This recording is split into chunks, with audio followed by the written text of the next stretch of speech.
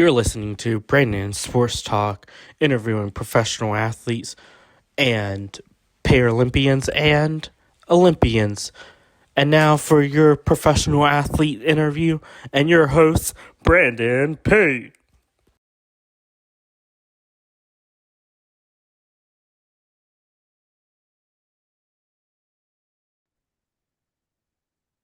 Welcome back to Brandon Sports Talk. In today's episode, I have the privilege of interviewing the Stuttgart Surge European football quarterback, Jan Weinreich. How are you doing today? I'm doing fine. You did well with the name. Not the easiest name to pronounce if you're from America. Thank you. Can you talk about how you knew that you wanted to get started in playing in football? Actually, my dad played football already in the 90s or in the 80s, furthermore.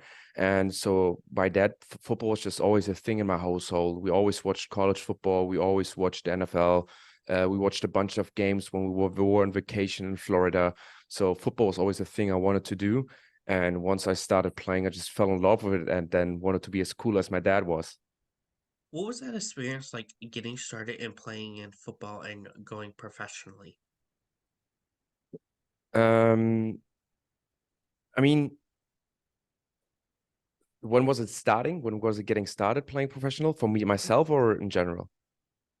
For you? So I started playing in youth football here in Germany when I was 10, but I say professionally it started when the ELF, the European League of Football, was born. And when the European League of Football was born, it started to get more organized. The competition got better. Everything was taken care of, like traveling. You got money, uniforms, helmets, shoulder pads, all stuff like that. Before 2021, you all had to usually a lot of guys had to take care of that for yourself. So for myself, it was in the year 2021. How was that like getting to go play in Germany and getting to experience playing in Germany? I mean, it's fun, I think we have our own little culture here. As I mentioned, my dad played in the 80s, so we have a lot of old football fans, and we're coming with that. We have some fans that are fans of clubs that are 40 that have been fans for 40 years, and that have their own little culture, their tailgating, their teamwork, etc. That's pretty cool. And for me, it was special starting playing with the Crocodiles because my dad played there, so it was very cool for me to play there as well, and play in front of like 3, 4, 5,000 people. Of course, what was that feeling like playing for the Crocodiles and continuing your family legacy as your dad played there? Special, I think it was very special. As I mentioned, when I was younger and we watched highlight tapes of football, we didn't watch much NFL. We watched the videos of my dad because that was around, back in the days when there was no internet, when I was 4, 5, 6 years old. There wasn't no like, let's go on the internet and watch some football highlights. When we wanted to watch that, it was my dad's. So playing for the Crocodiles was always my dream, and it was always like a thing I really wanted to do. Sadly, got shortened a little. I would be cool if I would have still played for a little longer, but at the end, it was a very cool experience. What was that feeling like getting to put on that uniform for the Crocodiles and putting on your first professional uniform?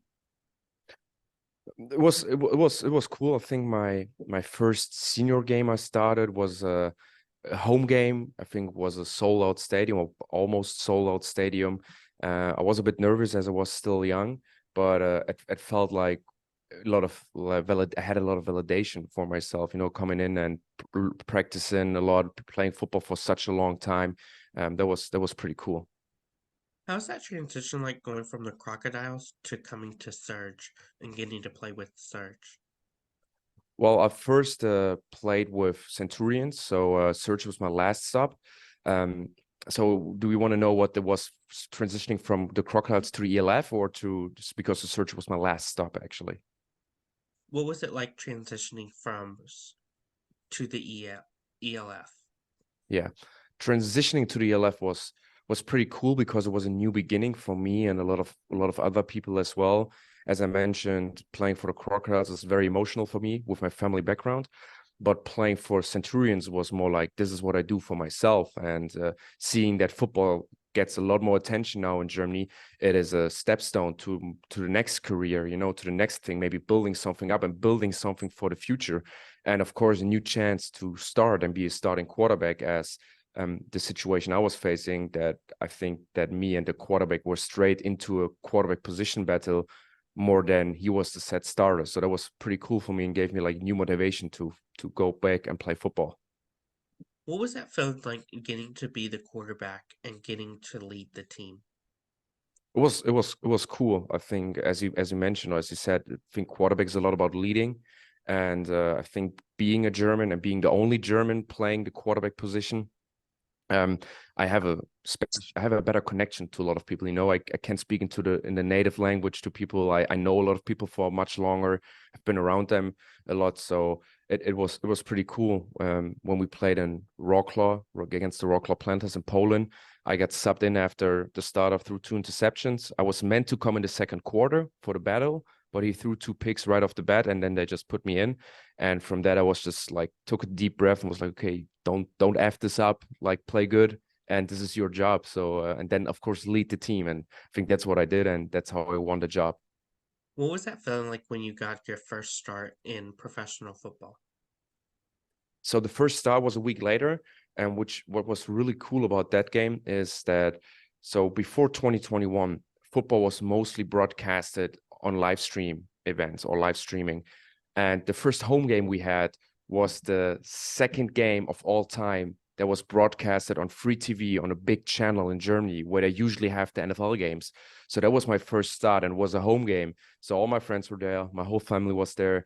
But I think right before the game, that's what I told to players is that it's like embrace this moment and have fun with it and like be cool with it. And I think that's also what I did and what I felt like is I didn't play well, to be honest, but it was more like, hey, you worked your ass off for this and this kind of fell into your lap. But now just go out and enjoy this, and like be cool because this is what you want to do as a player or as a quarterback. You want to start. You don't want to make this too big, You don't want to make the moment too big because you want to feel like at the end I don't play this to start. I play this to win. And so don't make the first start too big of an event. But it was pretty cool because I was on live TV. What was that feeling like coming to Surge and getting to put on that uniform for the first time? It was also a special situation as I retired before. So I played for the Centurions for 2 years. And then I decided because of working and private life and the situation in Cologne wasn't the way I think I wanted to put my time in. That I quit, and then I had a knee surgery, which then didn't allow me really to play. And I said, you know what, maybe I'm done with football, or maybe a team's gonna call me, which I'm interested in. And I think in week 6 or 7 in beginning of July, Coach Newman from the Stuttgart Surge called me and said, hey, listen, Riley, our quarterback, who's from the United States, he effed up his hand, and you might have to step in for 2 or 3 games. Are you ready for this? And I was right about ready to walk again or like to run. I was ready to walk, but like to run and jog again. And I told him and I said, I'm like, don't put any QB zone reads in there. No quarterback runs. But if I only have to throw, I'm down. And then coming in again, playing a game in Munich in a very, very old traditional soccer stadium, which my favorite club, FC Cologne, used to play in. And then standing on that field where my heroes from soccer used to play and having a packed crowd and everything being loud, and it was a live game again, like live television, live TV.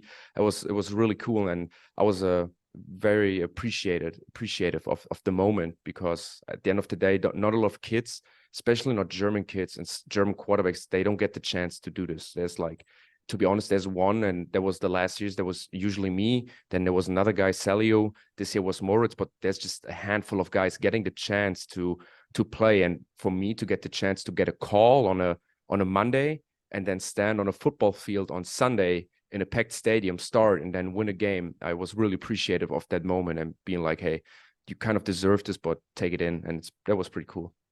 What was that transition like for you? As you said, you retired and you were having an injury with your hand and stuff, and then coming back to play professional football. What was that transition like for you? Hard, man. It was pretty hard, as many people know. Or maybe some people heard. We all have full-time jobs here in Europe, so we're semi-pro. Actually, it's professional. It's you have to put the time in of a pro, but you don't get paid as a pro. So I had a full-time, or I have a full-time job, and I had to travel from Cologne to Stuttgart, which is around about 4 hours at least, maybe usually 5 from door to door. And I had to take that trip, going there, going back, going there, going back, working, taking vacation days, managing like a private life with my then girlfriend, and everything. So that transition was a toll on my private life and I say my private career. But to be honest, I learned a lot from it, and it was worth it to take that. But it was a lot of transitioning. It takes a lot of extra stuff playing football as a semi-pro if you travel in Germany. What was that feeling like getting to put on that green Surge jersey for the first time? It was pretty cool. I mean, Surge was a up and coming franchise last year. They were the worst franchise the year before, and the year they turned it around when I came in. And for me, it was different if you come into a team that has a mentality already, that has like a core that has something about them, and you have to step in and just you're not going to be the leader, but you have to be one of them and have to be very respectful of what they built there. And that's what I felt. I felt that I just have to carry on what other people build, and was very respectful of the moment. How is it like getting to play quarterback in the European football? It's as I mentioned, it's pretty cool as there's not many European QBs. So in the last so in the first 3 seasons of the European League of Football, I don't want to get this wrong, but I think there were only 4 people who got to start a game at a quarterback who weren't Americans, like, or who didn't do it by injury, like where the coach went in and was like, hey, you're my guy and we like you at quarterback. We usually always take an American quarterback. Of course, it's the most important position. So having that, it's pretty cool already because a lot of eyes are on you.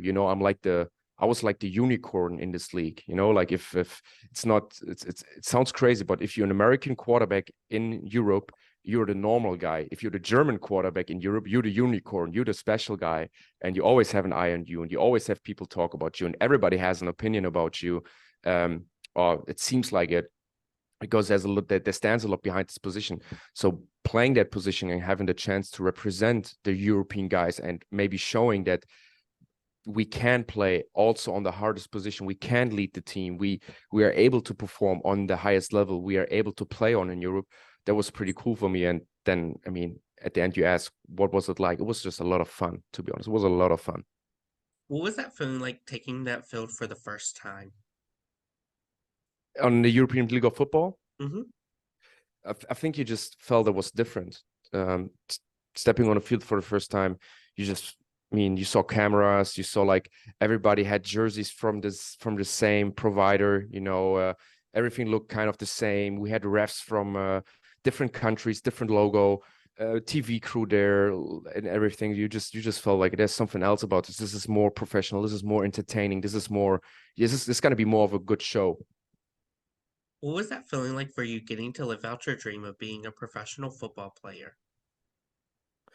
I mean, at the end of the day, because we don't get paid too much, I wouldn't say I hit the dream of being a professional, but I think hitting the dream of playing in front of full crowds and playing on a high level, where for us it's just very competitive and you have to put a lot into, and you kind of know you reached a certain level where not a lot of people get into, felt validating. You felt like, okay, I achieved something, and it gave me a lot of validation going after game days, going to bed and being like, hey, you worked your butt off for something for years and months, and that just feels well. That just feels good having that, and then seeing that over and over and over again, playing in Barcelona, which is a city in Spain, playing in Berlin, far away, playing in Austria, far away. Like you take those long travels and you put so much into it, but you feel like I put so much into it because this is worth something. So that was like, yeah, pretty special. What are some of the similarities and differences between the European football versus the NFL and CFL? That's a good question. I think the franchise system, first and foremost, is the biggest comparison, or the thing that makes that is the same in all the leagues. And this is what will change football in Europe forever. In Germany, or in Europe, we have the club system. So all leagues are organized in clubs. You can't have an owner, or people don't have an owner of a team, or there's like not one league that is just set up. Hey, those are the 12 teams, and this is it. We don't have this franchise system. And by this franchise system allows you though to work closer with each other and to help grow the game. And I think this is I say that the biggest point that are the same about the CFL and the NFL. What And the does it rules, NFL. In Germany, we used to play college rules in the first league, but now we play NFL rules, which makes the game a little longer. What does a typical game day look like for you? It used to look like that I wake up. Sometimes I still had to work, to be honest. I still had to check some emails and do some stuff. But then, depending on where you play, you get your breakfast in the hotel with the whole team, or I got my breakfast at home, you know. And when it's a home game, you get picked up by your friends, by some of your teammates. So this kind of old school, you know, somebody got a car, like you fill up the car, you drive with 3 or 4 people, you drive to the game, you just meet everybody, you shake hands, and then you just kind of go through the rhythm people usually know about football. You know, like you go through the plays, special teams, you talk to your coaches, you see the opponent, you know, you kind of start and dress up, you starting to warm up, you're starting to get into the feeling, and that once the whistle blows, it's game time. As a quarterback, what are some of your game day routines and rituals once you get to the stadium? Start throwing. I don't have anything too special, to be honest. It's basically just get out there. Don't make the moments too big of a moment. I did the preparation before, kind of, you know, there's no ritual I need to do or that will get me further than I already am. So it's just go out there and throw balls and go through the game plan and then execute it and then win. Of course, what is that home game atmosphere like when teams like the Panthers come to your home facility versus going to Paris and getting to play them? As I mentioned, it's cool because I think different from the United States, I would say you kind of in the whole United States, it's like the same culture. So if you go to, let's say, Alabama or you go to Texas, it's kind of similar how people behave and how what music is played and how loud it gets. So when you go to Paris or when you go to Barcelona, they have Spanish music there, and the crowd even speaks different language. On Poland, like people cuss at you in Polish, and I don't know what they say, but they say some mean stuff, I guess. And same in Spain, you know, you get called something where you know there's not a lot of nice things, and then they have like different music. Sometimes they have instruments and stuff like drums or um, um, I would say horns and stuff like that. So it's different in every stadium, and that makes everything unique, kind of in Europe, and makes every experience and every away game so unique. What is that home game atmosphere like when teams like Paris come to your home facility? Yeah, it's the same. You kind of want to make it as hard as you can do it, you know? Like you tell kind of tell your fans, or your fans get the best French they have from the worst words, and get as close to the sideline as they can, get as loud as they can, and then just throw some words at the players they might understand, so they get off rattled, you know? And at the end of the day, I think that's the mentality you have in Europe as well. You are competitive during the game, but afterwards, I think the fans and us, we just gonna share a beer or drink together, you know, after the game, say goodbye and be like, hey, you have a nice trip, stay healthy, and see you soon. It's a very good environment in Europe, actually. Like people get along very well with each other. What does it mean to you to be a European football player? It means a lot, I think, especially in the coming years as the game grows here, as the NFL gets bigger, and kind of being one of the first ones to like building this league and like saying starting this professional route. It means a lot to me, and it opened me many doors. I'm a person of many interests, and I'm a person of many traits, but I think being a quarterback and being a player and football player in Europe will always stick with me and will always be one people will see about me. So I'm sticking with it with proud. What is it like getting to play with some of your teammates like Riley? Right. Yeah, I never got to play with Riley because I kind of I took his position because he was injured, but it's very, very cool.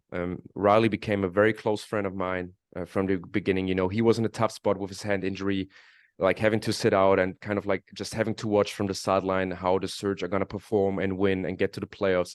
And then, you know, I never got back to Stuttgart after Riley was healthy again because I didn't want to do the traveling.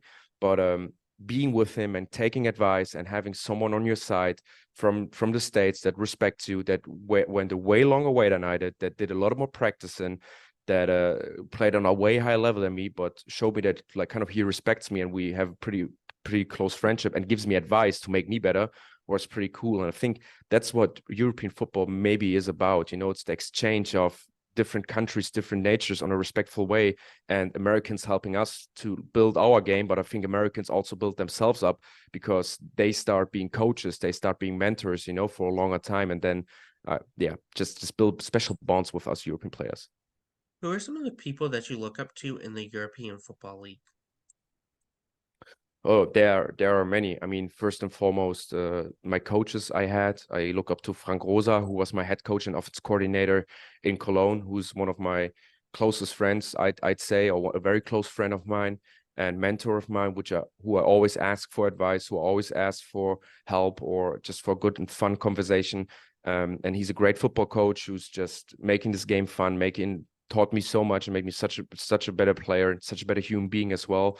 I can say the same about Jordan Newman, who's just the maybe the greatest coach of all time, coaching in Germany and all of Europe, who won almost every championship he could have won, almost won the championship last year. Those are players I really look up to. But yeah, again, I think every great player we have here. I mean, Jadon Clark played great games. I look up to Riley, as you mentioned. I look up to Jacob Sullivan, just people who've been here for more than 1 year and just kind of took the identity of being a European player, took the identity of the team, who just showed that football is just more than, I don't know, playing in front of the biggest stadiums or playing in the States. It's about the love of the game, and those guys just spreading it and showing that they love football so much that they even go away from home, spend a lot of time in Europe, spend a lot of time with football players that are not on their level, that kind of they have to play down to them, but at the end of the day, they love football so much that they still do it and they want to compete. And those are the guys I really look up to. Who are some of the players in the NFL or even CFL that you implement your game after? I'd say my favorite player always was Brett Favre, and I think that's the guy I stick my game to. So, I mean, for example, like, of course, he's a gunslinger and he took some risky throws. I kind of did the same, but not because of him. I just did it because it was kind of my play style and it got me around the block. But I think what I always loved about him, what I always tried to do is he loved the game. He had so much fun on the field, like talking to other players, talking to his players, talking to the refs. I always love to do that. I always like to uh, play around and joke around with referees, with everybody else. And I think the one thing I also pride myself in is I never complained about the roughing the passer. I never complained about someone hitting me late. I never complained about a hit that was too hard. I always tried to keep on playing. And I think that was one thing I really respected about Brett Favre that I loved, where I'm like, hey, this guy just never complained or anything, or the game wasn't too hard for him, even though quarterbacks are called sissies and quarterbacks are called that, which I got called. You have the red jersey on, you kind of prove to yourself that you're not that guy. And if somebody hits you, like you don't give a damn. You just keep on playing. And that's why I like and always will love Brett Favre. What is it like getting to meet your fans and having them ask for your autographs and photos with you? It's crazy at first. It is still kind of surreal. It gets more normal now, more real now. But at the end of the day, like you play your first games, and I always just used to play this game for myself and for my parents or whatever, like for the people around me. But with the European League of Football, when you have little kids, people coming to you and be like, "Hey, can you please sign this?" Or even like people sending stuff to your house and ask you like, "Hey, I didn't get to see you at the game, but could you please sign my hat?" It's just really cool. Or my last game in Stuttgart, the home game I played, a little kid had a sign that said, "Jan Weinreich, can I please have your jersey?" And I don't own the jersey. I can't give it away. There's only one jersey I have. So it was like kind of hard. So I threw the kid my towel, and the kid was just, you could see, was really, really happy. The kid, he was really happy getting my towel, where it was like, this is special, because for me, I'm just an average Joe playing quarterback. I'm just an average Joe playing the game I love, I know I'm kind of good at. But having like people celebrating because they're fans, but then furthermore having that one little kid that is a fan of yours, that's like 9 or 8 years old, you kind of see that this has gotten bigger than you. This is bigger now, because you kind of influence that kid. You made that I can make this kid happy by just doing that small little thing of giving him something I wore. And I don't even think the kids or the people ask me, like, I think it's a special moment to them, but they don't even know how special it is to me, having people asking for my autographs or wanting them to throw them a jersey or whatever. What is it like getting to see your fans get to represent you and wearing your jersey? That's one of the weirdest part, I think. That, as I said, it's cool that they support, but when I see people with my jersey with my name on, and sometimes they walk by me, I'm like, damn, I'm like, damn, you paid to wear my name, like, and those things aren't cheap. Like, they cost up to like 100, I think, dollars, like 100 euros. Where I'm like, those things aren't cheap. It's also kind of like surreal, as I said. and also very cool. I usually always like go up to fans. If I see fans with my jersey, I like go up and be like, "Hey, nice jersey, pal," and like usually ask them for a picture, and I take the picture home with me. What have been some of your favorite memories and moments throughout your football career? I mean, I can stick it out to one is when we beat the Innsbruck Raiders. I think we put 46 points on them or whatever, and we came out strong, 21-0. They came back. I think they took the lead with 28-35 late in the third, and then at the third, we took the lead, and in fourth we took the lead back. And Innsbruck, from people who don't know, they're like, I'd say something like the Pittsburgh Steelers of Europe. Just a team that's been along for a long time. They never have losing seasons. They usually play for a championship. They are tough football team.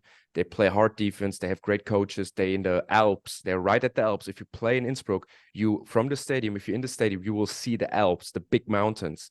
And we beat them in like a fourth quarter comeback, which I kind of led with passing. And for me, growing up, watching them and playing against their quarterback, Sean Shelton, who's been a quarterback for 10 years in Innsbruck, who's just a legend, maybe the greatest QB of all time in Europe, like he's in a conversation in there. And beating him and kind of getting the recognition of one of my heroes, one of my stars, one of the guys I looked football. I watched this game when I was 12, 13 years old. That was pretty special. What are some of your future plans in your football career moving forward? Commentating. That's the only thing I will do. I'm going to commentate NFL games on a German broadcast and be part of that and work in media. So I'm a journalist. I have my own forum, my own network, which is Focus Football, which is a lot of fun. And then I hope if I have the time and the resources that I once will be able to get into coaching and start coaching youth players. And maybe if I find the time to one time coach the ELF. What advice would you give those players out there that are looking to get into playing in the European Football League?